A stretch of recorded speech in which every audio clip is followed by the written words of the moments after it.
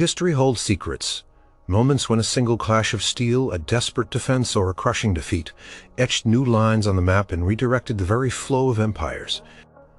For the Habsburg dynasty, one of Europe's most enduring and powerful royal houses, these moments were abundant. Their story is a tapestry woven with astonishing victories and heartbreaking losses, each battle a thread pulling the family and indeed the continent into an unforeseen future. These are not just dates in a dusty book. They are tales of grit and glory, of fear and folly, where the fate of millions hung on a whisper of wind or the sudden surge of a cavalry charge. From the sun-baked plains of Hungary to the frosty fields of Silesia, witness the raw, unfiltered drama of 8 battles that changed everything for the Habsburgs. Number 8. Leuthen, 1757. The biting December wind whipped across the snow-dusted fields near Leuthen, a small village in Silesia. It was December 5, 1757, and the air crackled with anticipation, a tension almost palpable enough to see. On one side stood the grand, sprawling army of Empress Maria Theresa, the proud, determined ruler of the Habsburg lands.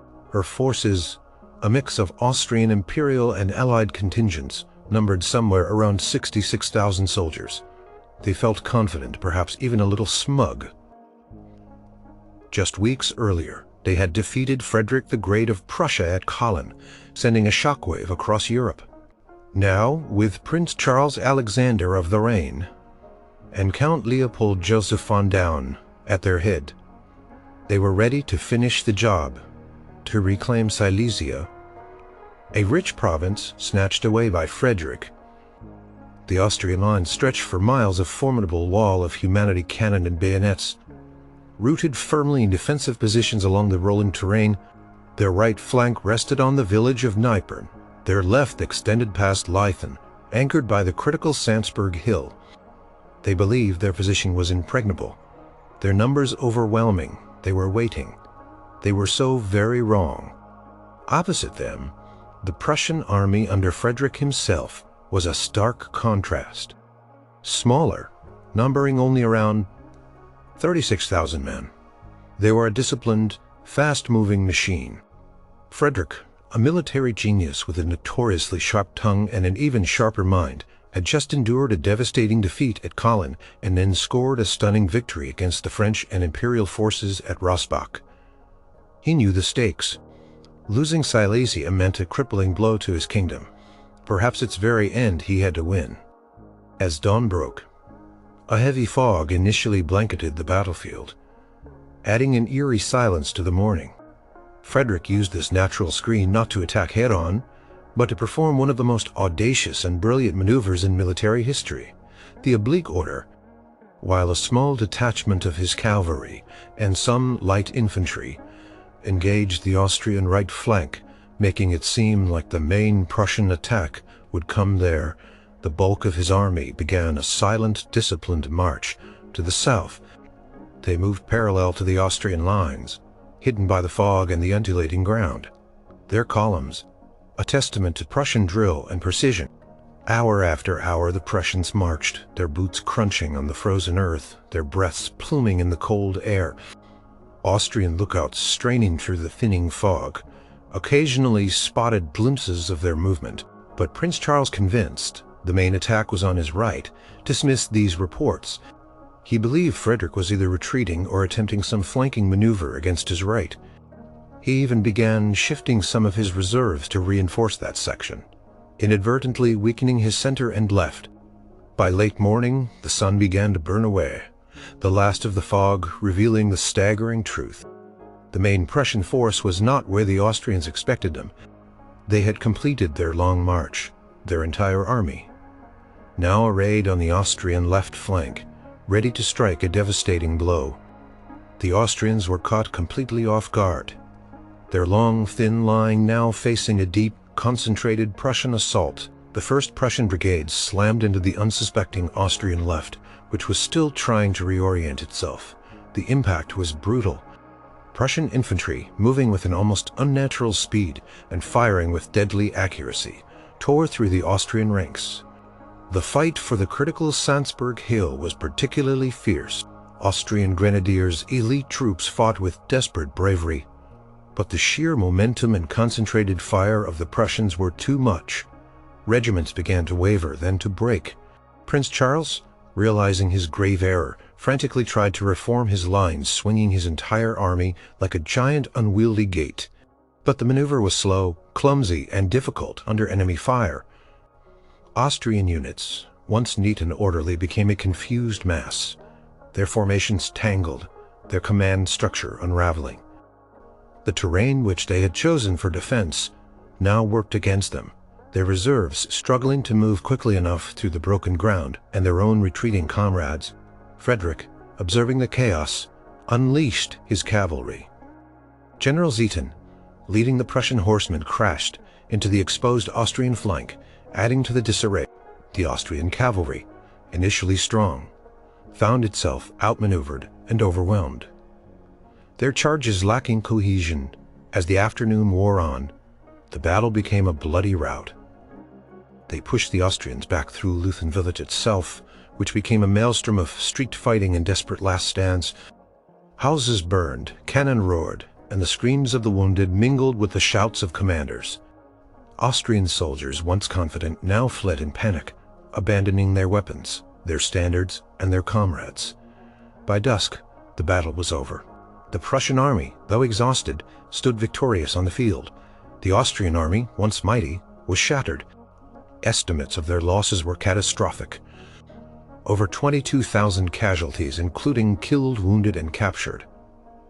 Along with the loss of more than 100 cannon and numerous flags, the Prussians, by contrast, suffered around 6,400 casualties. The immediate aftermath was devastating for the Habsburgs. Leuthen was not just a defeat. It was an unmitigated disaster. A tactical masterpiece by Frederick that cemented his reputation as one of history's greatest commanders. The hope of reclaiming Silesia in the short term vanished like the morning fog. It sent a clear, chilling message across Europe. Frederick the Great, despite facing a coalition of powerful enemies, was a force to be reckoned with. For Maria Theresa, it was a bitter blow, but her resolve, though tested, remained unbroken. The war would drag on, but the outcome of Silesia's fate seemed to have been sealed on that cold December day. Number 7. Blenheim, 1704. The summer sun beat down mercilessly on the dusty plains of Bavaria on August 13, 1704. The air hung heavy with the smell of sweat, fear, and the distant rumble of cannon fire. This was the War of the Spanish Succession, a continent-spanning conflict over who would sit on the throne of Spain, but for the Habsburgs it was far more personal. Vienna, their ancestral seat, the heart of their empire, was under direct threat. French and Bavarian forces, allied against the Holy Roman Emperor Leopold I, were on the march. And if they reached Vienna, the dynasty itself could crumble. This was not just about Spain. It was about survival. Against this looming catastrophe, two brilliant generals, the Duke of Marlborough for England and Prince Eugene of Savoy, representing the Holy Roman Empire and Habsburg interests, had undertaken one of the most audacious campaigns of the age. Marlborough had marched his army over 250 miles from the Low Countries, a feat of logistics and deception, to link up with Eugene. Their combined force, numbering around 52,000 men, now faced the combined French and Bavarian army of some 60,000, commanded by Marshal Camille de Tallard and Elector Max Emanuel of Bavaria. The two armies were drawn up on either side of the Nebel stream, a small tributary of the Danube, near the villages of Blenheim and Oberglau. The ground was a mix of marshy lowlands along the Nebel and rolling hills. The French and Bavarians had established strong defensive positions. Tallard, confident in his numbers and his chosen terrain, had made a critical mistake. He had spread his forces too thinly, creating a massive overextended line. A significant portion of his infantry was packed into the village of Blenheim on his right flank, effectively out of the main battle. And his center, where the Nebel stream was most formidable, was weaker than it appeared. Marlborough and Eugene had different tasks. Marlborough, with the bulk of the Anglo-Dutch and German troops, would attack the French right and center. Engaging Tallard directly, Eugene, with the Imperial forces, would launch a simultaneous assault on the Bavarian left flank near Lutzingen, and Oberglau pinning down Elector Max Emanuel. The plan was complex, requiring perfect timing and coordination across a wide battlefield. The battle began around 7 a.m., with artillery duels shaking the ground and sending plumes of smoke into the sky. Marlborough's troops began the difficult crossing of the Nebel Stream. The marshy ground in the stream itself proved treacherous, slowing their advance and making them vulnerable to French fire. Despite heavy casualties, wave after wave of Allied infantry pushed forward, establishing toeholds on the far bank. The French, entrenched in Blenheim village, poured a relentless fire into the crossing troops, but the Allies were relentless. Meanwhile, on the northern flank, Prince Eugene's attack on the Bavarians was meeting furious resistance. The Bavarians, fighting for their homeland, held their ground with tenacity. The fighting there was brutal, a seesaw of advances and retreats, charges and countercharges. Eugene himself was in the thick of it, rallying his faltering troops, his horse shot from under him, his personal courage inspiring his men to hold the line against overwhelming odds. The critical element of his attack was to keep the Bavarian forces engaged, preventing them from reinforcing Tallard. As the morning wore on into afternoon, Marlborough's forces, having finally managed to get a significant number of troops across the Nebel, began to consolidate. Tallard, making another critical error, had neglected to adequately support his cavalry in the center with infantry. Believing the stream itself was protection enough, he even ordered some of his central cavalry units to attack the British infantry as they were reforming piecemeal, rather than waiting for a coordinated counterattack. These piecemeal charges were repulsed with heavy losses by the disciplined Allied infantry. Marlborough saw his opportunity. Around 4 p.m., he ordered a massive cavalry charge against the French center. Hundreds of British and Imperial horsemen, reformed and refreshed, thundered across the relatively flat ground they had secured beyond the Nebel.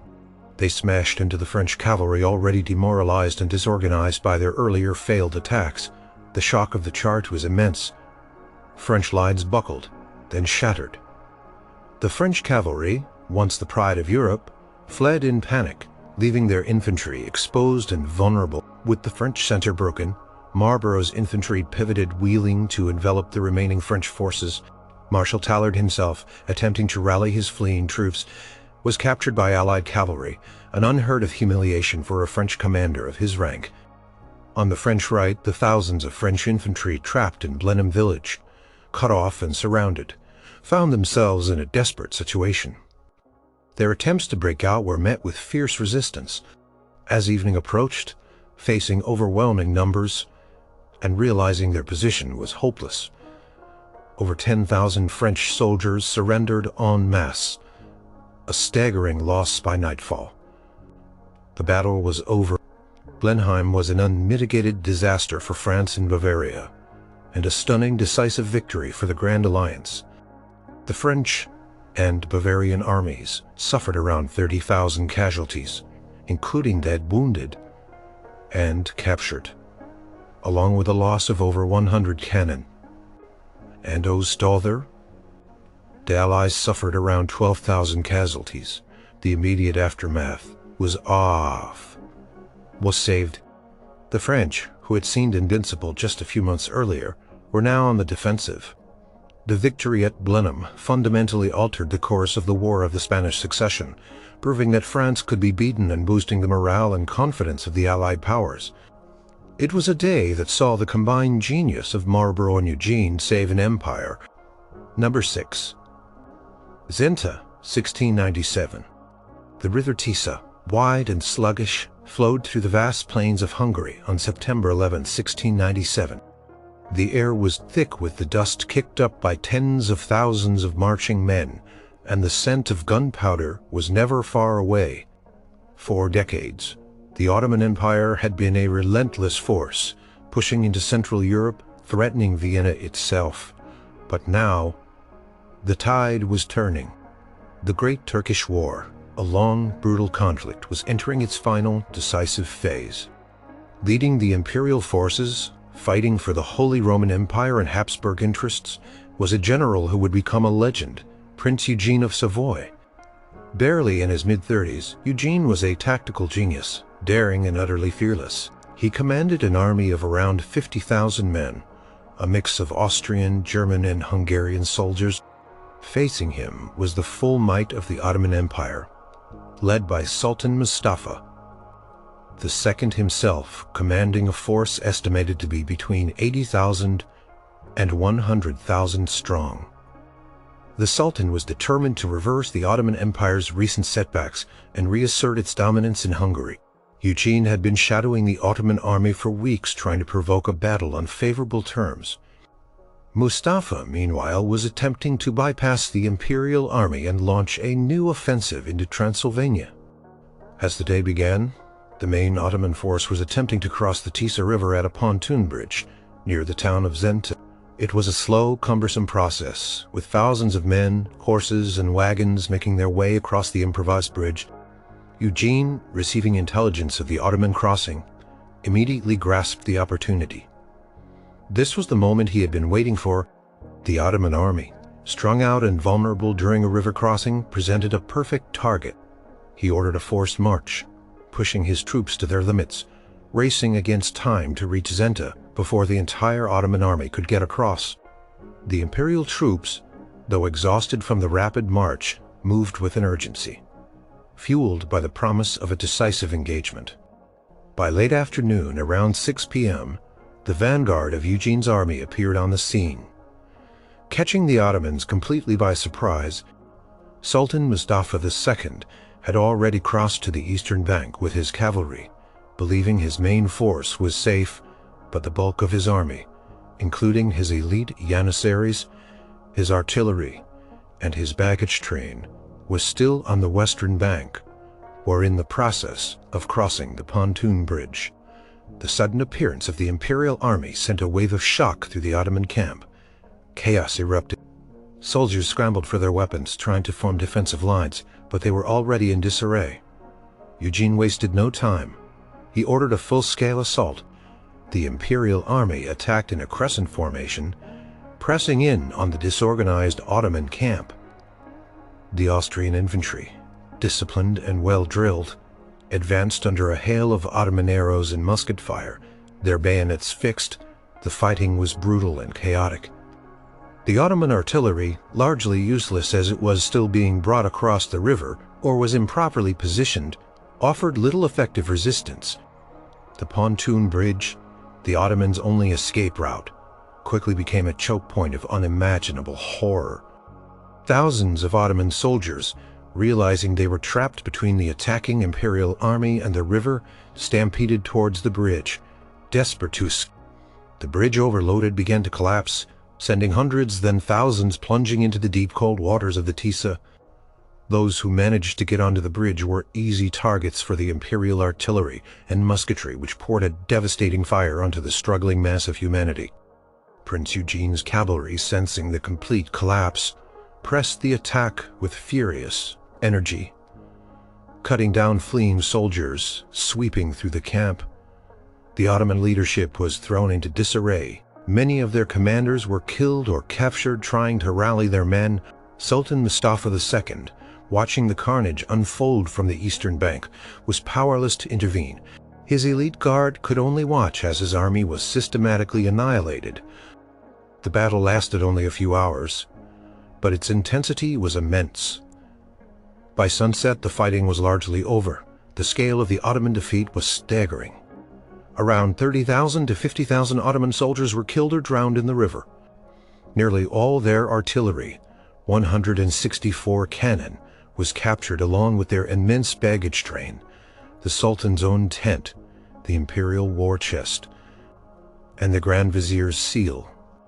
Imperial losses were incredibly light, estimated at only a few hundred. The immediate aftermath was a triumph of epic proportions for the Habsburgs and the Holy Roman Empire. Zenta was the most decisive victory of the Great Turkish War. It effectively broke the back of Ottoman military power in Hungary. The Ottoman Empire, which had for centuries been a formidable threat to Central Europe, was now definitively on the defensive. The victory led directly to the Treaty of Karlowitz 2 years later, which saw the Ottomans cede vast territories, including almost all of Hungary, Transylvania, and Croatia, to the Habsburgs. It marked the beginning of a new era of Habsburg dominance in Central Europe and the long, slow decline of the Ottoman Empire. Number 5. Siege of Vienna, 1683. The summer heat of 1683 pressed down on the ancient city of Vienna. For months the air had been thick with dread, and now the nightmare had become a terrifying reality. The Ottoman Empire, under the ambitious Grand Vizier Kara Mustafa Pasha, had launched its largest and most determined invasion of Europe in centuries. Over 150,000 Ottoman soldiers, supported by vast numbers of Crimean Tatars and other contingents, had marched across the plains, their goal nothing less than the conquest of the Habsburg capital. Inside the city walls, the defenders were outnumbered, perhaps by as much as 10 to 1. Count Ernst Rudiger von Starhemberg commanded a garrison of around 15,000 soldiers and armed citizens, their faces grim, their resolve tested daily by the incessant Ottoman bombardment. The citizens knew what was at stake. If Vienna fell, it was not just a city lost, but potentially the gateway to Western Europe. A prelude to further Ottoman expansion. The Habsburg Emperor Leopold I had already fled, moving his court to Linz, a symbol of the desperate situation. The siege began in earnest on July 14th. The Ottomans, masters of siege, warfare, immediately began digging trenches, sapping their way towards the formidable city walls. Day after day their massive cannon pounded the fortifications, sending stone and dust flying. The defenders responded with their own artillery and musket fire, engaging in desperate countermining operations to thwart the Ottoman sappers who were trying to plant explosives beneath the bastions. The fighting was claustrophobic, and brutal underground skirmishes fought with pickaxes, shovels, and knives in the darkness. Life inside Vienna became a grueling test of endurance. Food and water became scarce. Disease began to spread through the crowded streets. The constant thunder of cannon fire and the screams of the wounded became the soundtrack to daily existence.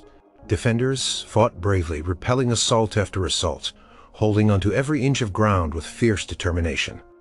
Starhemberg, though wounded, continued to inspire his men, sending out desperate pleas for relief. The critical breakthrough for the Ottomans came in early September. They successfully detonated several mines, breaching sections of the city wall, most notably near the Berg and Lowell bastions.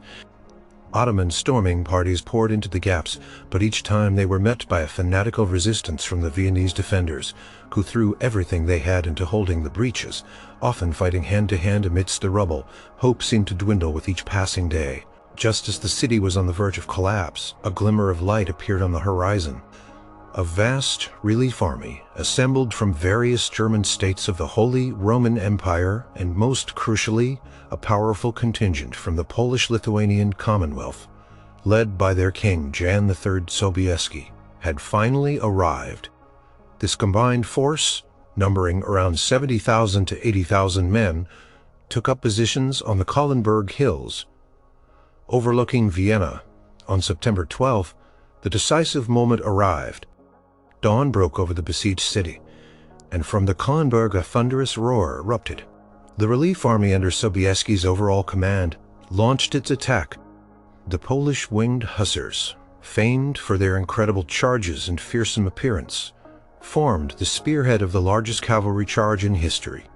Thousands of horsemen, their distinctive wings catching the wind, thundered down the slopes, smashing into the Ottoman lines. The Ottoman army, which had been primarily focused on the siege, was caught between the hammer of the relief army from the hills and the anvil of the desperate Viennese defenders who sallied forth from the breaches. Kara Mustafa Pasha, confident in his numbers, had not properly secured his rear. Believing the difficult terrain would prevent a large-scale attack, he was tragically mistaken. The battle raged for hours. The sheer force of the Allied cavalry charge combined with the disciplined advance of the Imperial and German infantry, shattered the Ottoman lines. Panic spread through the Ottoman camp. Thousands fled, abandoning their positions, their supplies, and their massive artillery.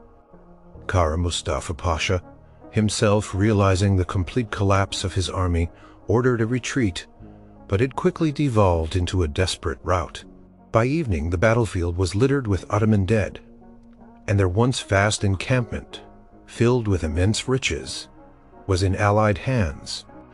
The Ottomans suffered catastrophic losses, estimated at 15,000 to 20,000 killed or wounded, along with the capture of virtually all their cannon and vast amounts of supplies. Allied losses were significantly lighter. The immediate aftermath was a monumental triumph for the Habsburgs in Christian Europe. Vienna was saved. The last great Ottoman push into Central Europe was definitively repelled. This victory marked a profound turning point in the centuries-long conflict between the Habsburgs and the Ottomans. From this day forward, the Ottoman Empire would be largely on the defensive. In Europe, its expansion definitively halted. For the Habsburgs, it was a moment of profound relief and renewed power, solidifying their position as the bulwark against Ottoman expansion and setting the stage for their own territorial expansion in the decades to come. Number 4. Nördlingen, 1634.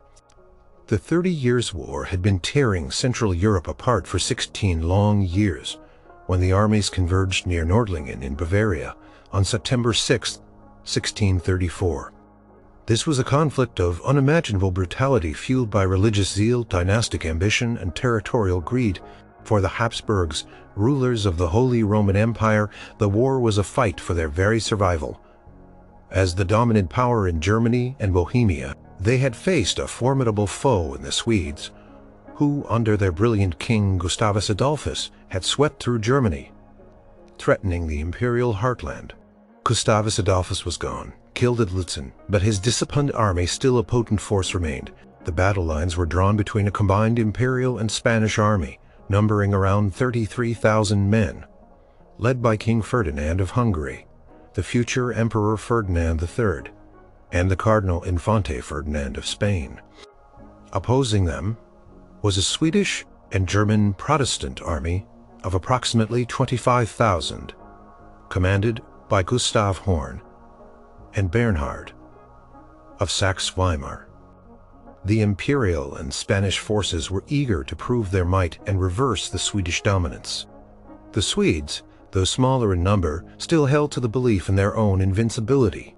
The terrain around Nördlingen was hilly and broken, particularly around a key feature called the Albuch, a series of low hills that the Swedes believed were vital for their defense. Gustav Horn, a cautious but experienced commander, had initially wanted to avoid battle, recognizing the numerical superiority of the enemy, but Bernhard of Saxe-Weimar, more aggressive and overconfident, pressed for an engagement. The battle began with the Imperial and Spanish forces launching a series of attacks on the Albuch Hills, specifically aiming for the heights where the Swedish left flank was positioned. The fighting there was fierce and protracted. Swedish infantry, renowned for their discipline and firepower, held their ground with tenacity. Wave after wave of Imperial and Spanish troops were repulsed, suffering heavy casualties. The sun beat down and the smoke from muskets and cannon began to obscure the battlefield, adding to the confusion. However, the Imperial and Spanish forces had a critical advantage: sheer numbers and a coordinated command. Unlike previous battles where their forces had often acted independently, the two Ferdinands worked well together. They continuously fed fresh troops into the fight for the Albuch, wearing down the Swedish defenders. The Swedish army, stretched thin across a broad front, lacked sufficient reserves to bolster their struggling left flank. As the morning wore on, the pressure on the Swedish left became unbearable. Despite their bravery, regiments began to buckle. The Imperial and Spanish forces, especially the veteran Spanish tercios, slowly but surely gained ground, pushing the Swedes back from the heights. This was not a swift, decisive breakthrough, but a grinding, bloody struggle for every foot of terrain.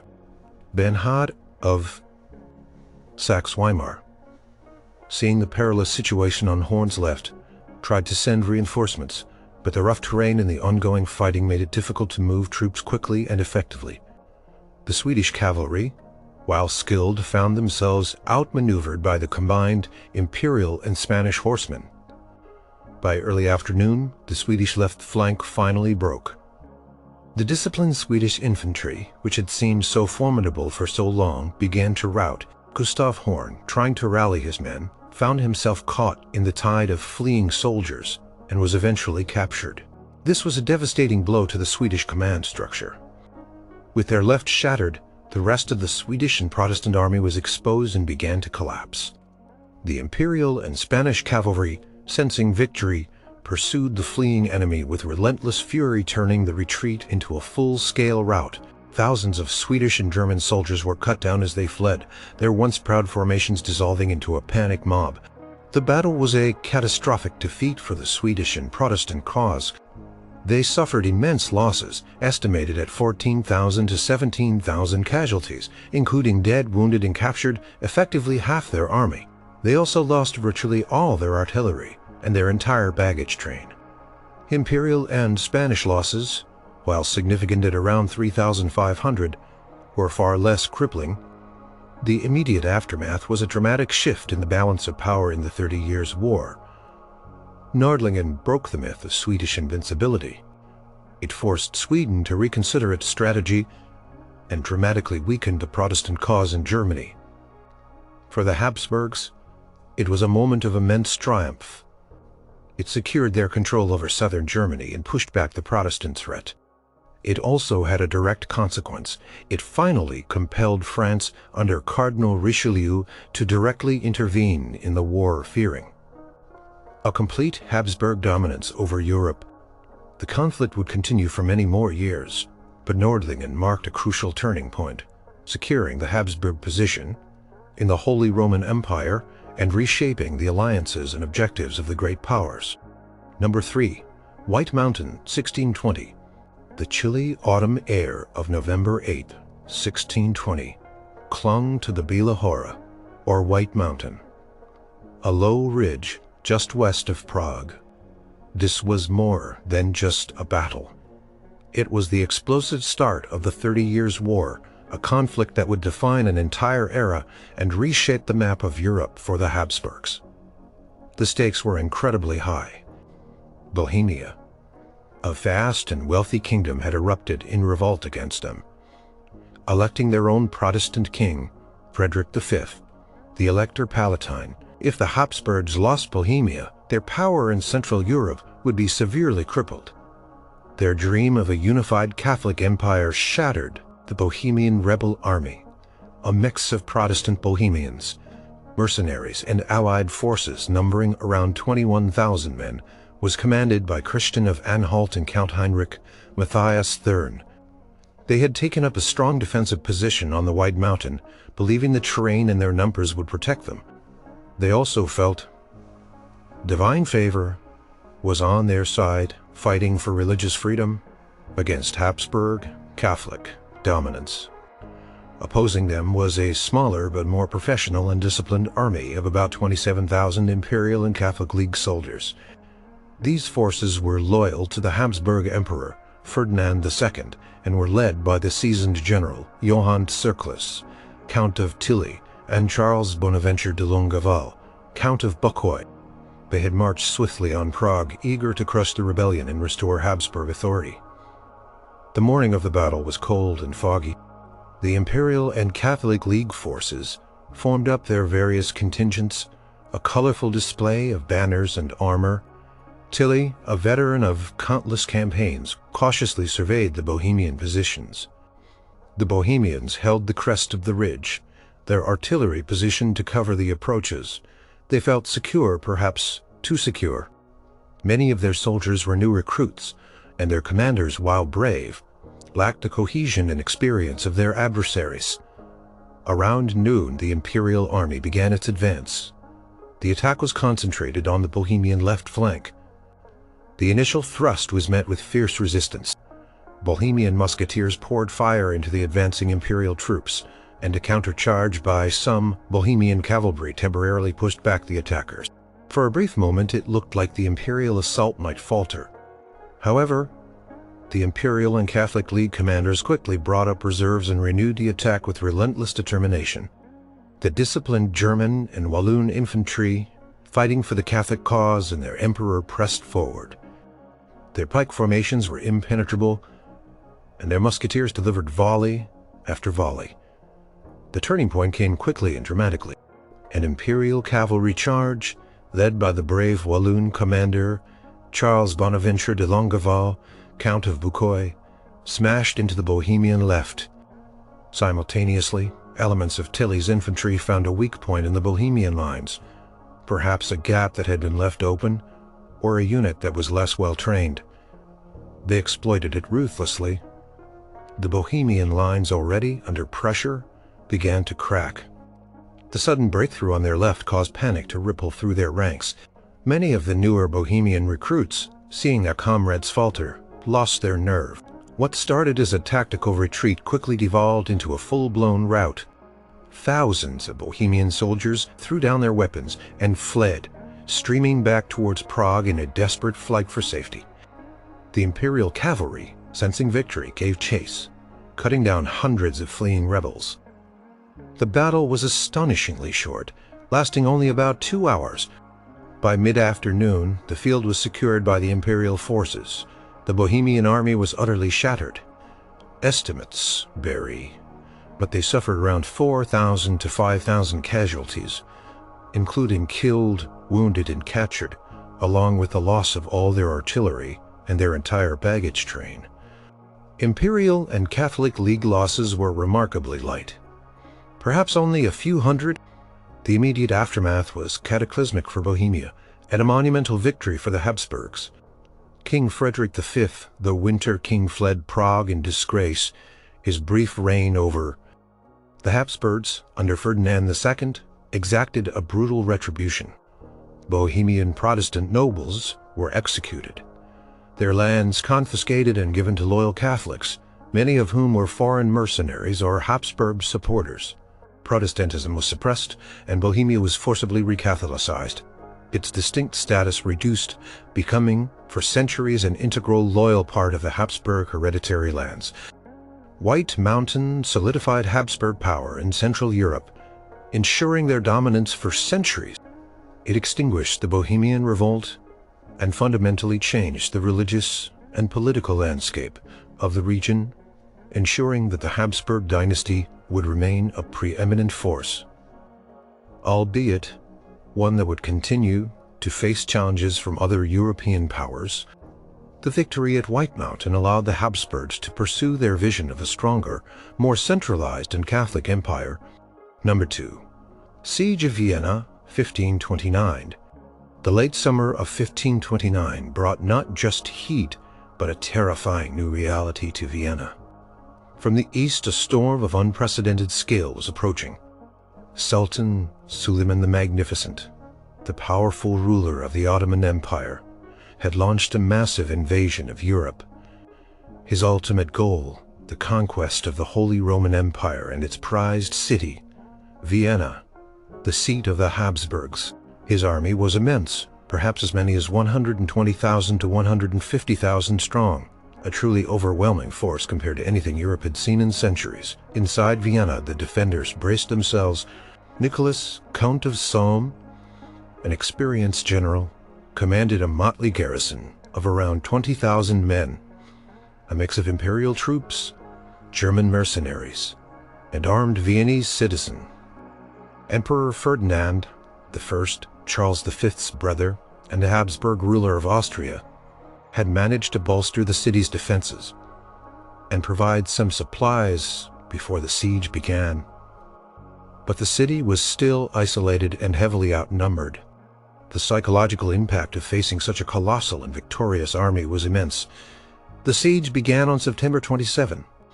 The Ottomans, masters of siegecraft, immediately started digging elaborate trench networks, or saps, inching closer to Vienna's walls. They brought with them a formidable array of artillery. But the long, arduous march from Constantinople had taken its toll, and many of their heaviest siege guns had been left behind, bogged down by the early autumn rains. This would prove to be a crucial factor. The Ottoman bombardments were relentless, but Vienna's medieval walls, though not designed for modern artillery, proved surprisingly resilient. The defenders under Count Salm's determined leadership fought back with fierce resolve. They mounted sallies, small attacks out from the city, to harass the Ottoman sappers and disrupt their digging. These were desperate, bloody skirmishes, but they bought time and inflicted casualties on the besiegers. A critical aspect of the defense was the intense countermining effort. The Ottomans were renowned for their skill in undermining fortifications, digging tunnels to plant explosives beneath the walls. The Viennese defenders, however, had their own experienced miners, who painstakingly dug tunnels to intercept the Ottoman saps. These underground battles were claustrophobic, terrifying encounters often fought in pitch darkness with picks and shovels, the air thick with dust and the smell of gunpowder. The success of the Viennese countermining was vital in preventing the walls from being breached in key areas. As the days turned into weeks, the weather began to turn against the Ottomans.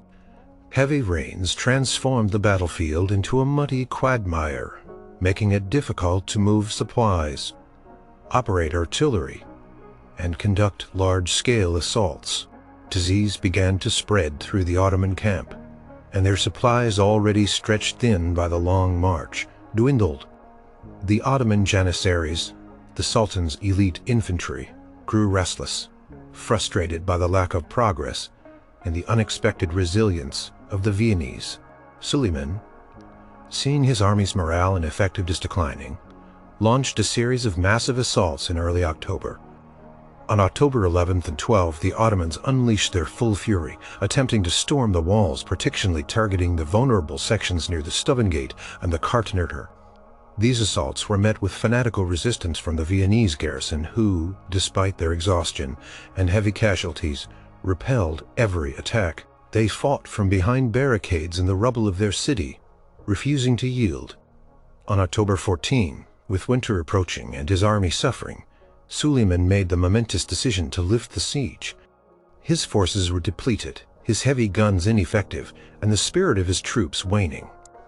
The massive Ottoman army began its long, dispirited retreat back towards the east, harassed by Austrian cavalry. The immediate aftermath was a monumental triumph for the Habsburgs and for Central Europe. Vienna had held. The Ottoman Empire, which had seemed unstoppable, had been stopped. Estimates of Ottoman losses vary wildly, but they were certainly heavy, likely tens of thousands, due to battle, disease, and the hardships of the march. The defenders of Vienna suffered around 2,000 to 3,000 casualties. The siege of Vienna in 1529 marked a profound turning point in the centuries-long struggle between the Ottoman Empire and Christian Europe. It definitively halted the Ottoman advance into Central Europe at its furthest westward point. For the Habsburgs, it was an incredibly significant victory that secured their heartland and affirmed their role as a bulwark against Ottoman expansion. It allowed them to consolidate their newly acquired territories in Hungary and Bohemia, and provided a crucial breathing space for the Holy Roman Empire to regroup. The ghost of Ottoman conquest would linger for another century and a half, but the victory at Vienna in 1529 ensured the Habsburg dynasty, and Western Europe would not fall under the Ottoman crescent. Number 1.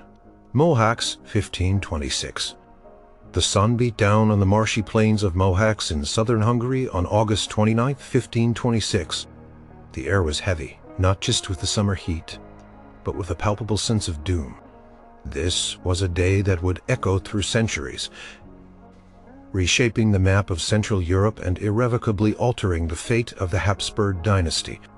The Ottoman Empire, under the brilliant and ambitious Sultan Suleiman the Magnificent, was on the march, determined to extend its vast domains into Europe. Their target, the Kingdom of Hungary, a crucial buffer state between the Ottomans and the rest of Christian Europe. Against this overwhelming force stood the young King Louis II of Hungary and Bohemia. He was barely 20 years old, lacking in military experience, and faced an impossible task. His army, a fragmented collection of Hungarian nobles, bishops, and a few mercenaries, was poorly organized, numbering perhaps 25,000 to 30,000 men. Many powerful Hungarian magnates had not even arrived, caught up in internal squabble. Louis, urged on by his advisors and a desperate sense of national pride, was determined to face the Ottomans head, unbelieving in a swift, decisive victory against a larger foe. He was related to the Habsburgs, having married Archduchess Mary of Austria, sister to Emperor Ferdinand I. His fate was intrinsically linked to theirs. Suleiman's army, by contrast, was a finely tuned machine numbering over 60,000 to 80,000 soldiers, including his elite Janissary infantry, formidable artillery, and vast numbers of Sipahi cavalry. They were disciplined, well supplied, and hardened by years of conquest. The battle began in the afternoon. The Hungarians, confident in their heavy cavalry, launched a series of charges against the Ottoman lines. These initial assaults, while brave and ferocious, met a disciplined and unyielding foe. The Ottoman artillery, strategically placed on high ground, opened fire with devastating effect, tearing gaping holes in Hungarian formations. Unlike European armies, the Ottomans often deployed their artillery in the front lines, creating a deadly barrier. The Janissaries, arranged in defensive squares behind the artillery, stood firm, their muskets delivering accurate and deadly volleys. The Hungarian heavy cavalry, accustomed to breaking European infantry formations, found themselves impaled on the Ottoman pikes or cut down by massed musket fire. The battle itself was astonishingly brief, lasting only a few hours. The Hungarians, despite their initial bravery, were outmaneuvered, outgunned, and overwhelmed by the sheer professionalism and numerical superiority of the Ottoman forces. Their fragmented command structure collapsed under pressure. King Louis II, attempting to rally his fleeing troops, found himself trapped in a swampy stream, weighed down by his heavy armor, and tragically drowned. His death sealed the fate of Hungary. The battle quickly devolved into a complete rout. Thousands of Hungarian soldiers were cut down as they fled, pursued relentlessly by the Ottoman cavalry. The Hungarian army was virtually annihilated. Estimates of their losses ranged from 15,000 to 20,000 dead, including the flower of the Hungarian nobility and almost the entirety of the Hungarian high command, alongside Louis II himself. Ottoman losses were remarkably light, perhaps only a few thousand. The immediate aftermath was nothing short of catastrophic for the Kingdom of Hungary. With their king dead and their army destroyed, the Jagiellonian dynasty which had ruled Hungary and Bohemia was extinguished. Hungary descended into chaos. Parts of it were directly incorporated into the Ottoman Empire, and the remaining Rum Kingdom became a contested territory. For the Habsburgs, this defeat, though not directly fought by their forces, was a monumental turning point. Due to the marriage alliances between the Habsburgs and the Jagiellons, the death of Louis II meant that his brother-in-law, Ferdinand I of Habsburg, suddenly had a strong claim to the thrones of both Bohemia and the remaining parts of Hungary, while Ferdinand had to fight for control of Hungary against Ottoman incursions and a rival claimant. The door was now open. Over the following decades, the Habsburgs successfully asserted their claim to Bohemia and what became Royal Hungary, incorporating these vast territories into their growing dynastic lands. Mohacs, therefore, was not just a defeat for Hungary. It was the catalyst for the profound expansion of Habsburg power in Central Europe. It cemented their long struggle with the Ottoman Empire as a defining feature of their rule for centuries. The loss of Hungary led directly to the absorption of Bohemia and significant parts of Hungary into the Habsburg domains, laying the foundation for the mighty Austrian Empire that would emerge in later centuries. The tragic, swift defeat on the plains of Mohacs set in motion a chain of events that transformed the Habsburgs from a powerful German princely house into one of Europe's preeminent multi-ethnic empires.